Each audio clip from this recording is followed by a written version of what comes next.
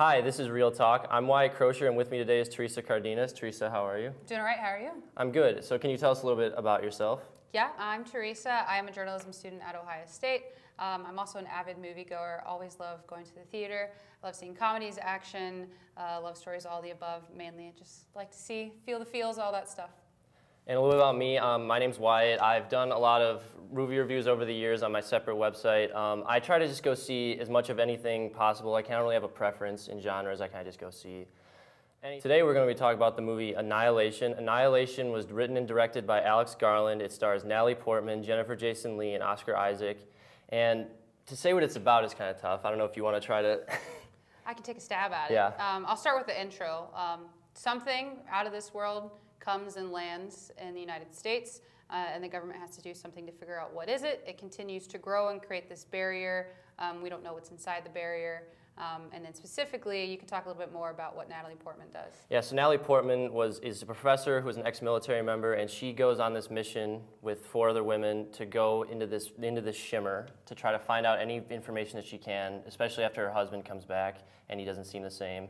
And then that's kind of where the movie takes off from there. There's a lot of reasons I was very excited to see this movie. First of all, Alex Garland's only other movie, Ex Machina, is one of the best sci-fi movies I've seen in the past decade. Teresa, I know you have not seen it. I have not. But it is truly, it's an exceptional movie, brilliant performances, incredible direction. And just on that alone, I was excited to see whatever Alex Garland was going to do next. And to do it with Natalie Portman on such a crazy premise, I was just really excited coming into this movie. Yeah, I think, like you said, having Natalie Portman as the front runner, I actually didn't know that Oscar Isaac was going to be in it. So I was pretty excited just from the get-go. It seemed very mysterious, seems very out of this world, and I was really excited about it.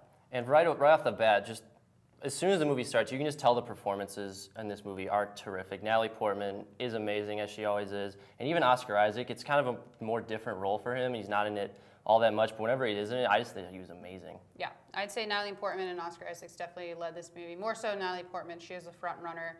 It almost feels like a singular movie throughout a lot of it. So for me, just having her have a really strong role was really important. And then for Alex Garland, coming off of a movie like this and to do even more ambitious and more crazy movie than Ex Machina, I just thought the direction in this was also really good. Yeah, I think that comes true to many different things, specifically cinematography, but also those acting.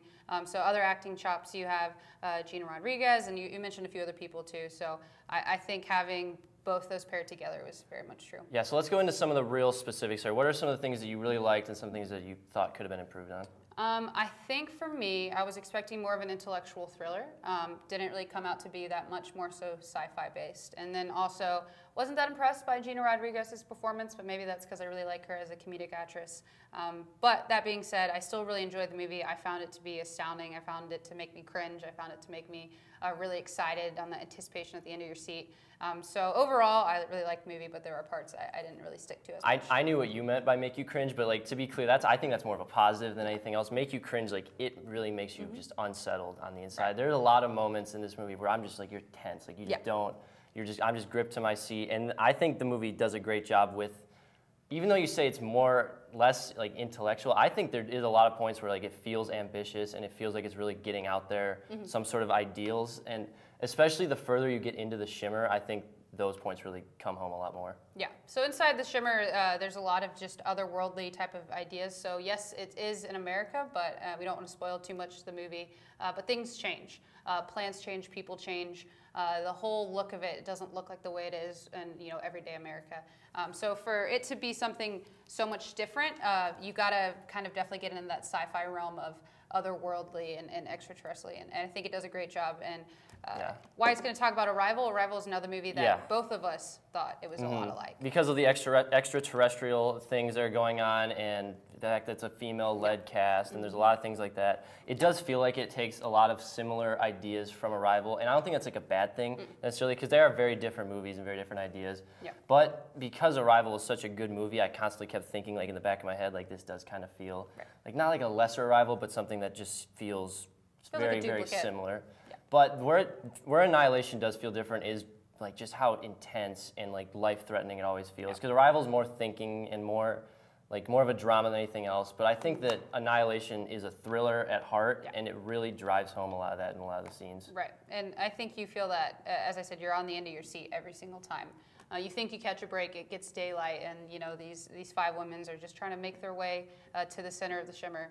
And you're like, okay, yeah, but you're always waiting for that next thing to get onto your seat. Whereas in Arrival, it's a slow burn. It's that slow anticipation of, well, you know, what is this thing? What's going on? So I definitely agree on that part, that the anticipation never really dissipates at all. Where I do disagree with you, though, is I do think that Gina Rodriguez does give a good performance in this movie. I think it's more her character is kind of supposed to be this annoying, like she's trying to figure out what's going on. She's kind of like, she's more of a person who's questioning consistently, like, no, there's no way what's happening is real. And I think that makes her come off as annoying, but I don't think it's her performance, especially when she has a climactic moment that's just insanely good. Right. So I don't think it's her performance, and the only flaws that I had in this movie are like in its pacing, because it is a slow burn of a movie. It's really trying to build this tension of what's happening. So it makes the first act at times just feel like, all right, come on, we gotta get to the good stuff here. Right. And for me, that was like the only thing. And then the end is so, I don't know how to say it, just insane, that like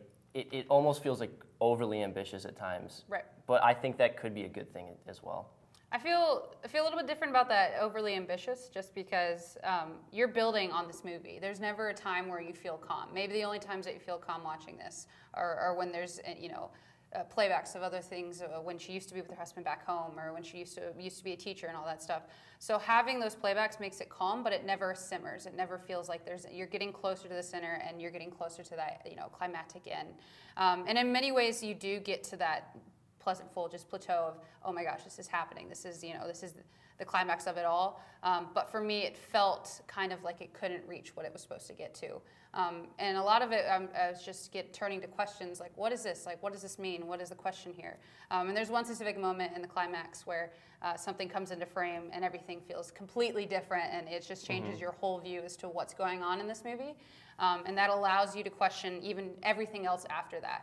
And by doing that, I think it just kind of made the climax a lot more confusing and a lot more, that's interesting, rather than living in that and really embracing what's going on. I can see what you're saying. I definitely see what you're trying to, because it isn't very clear with a lot of it. Like, you can get a lot of things out of it if you think about it, but I think I'm more okay with it because of how I like thinking man's like sci-fi movies.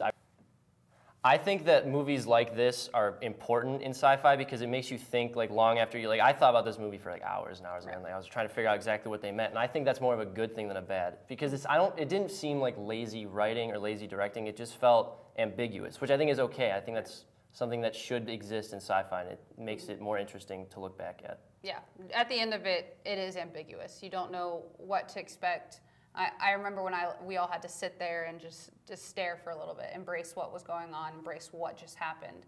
But to also know this is a part of a trilogy of a book, I would be really excited to see what is next in the storyline. And I think by appreciating where it goes from there, I can appreciate the ambiguity. But right now, I think it was just too much for one movie to sit through and to really embrace what that was.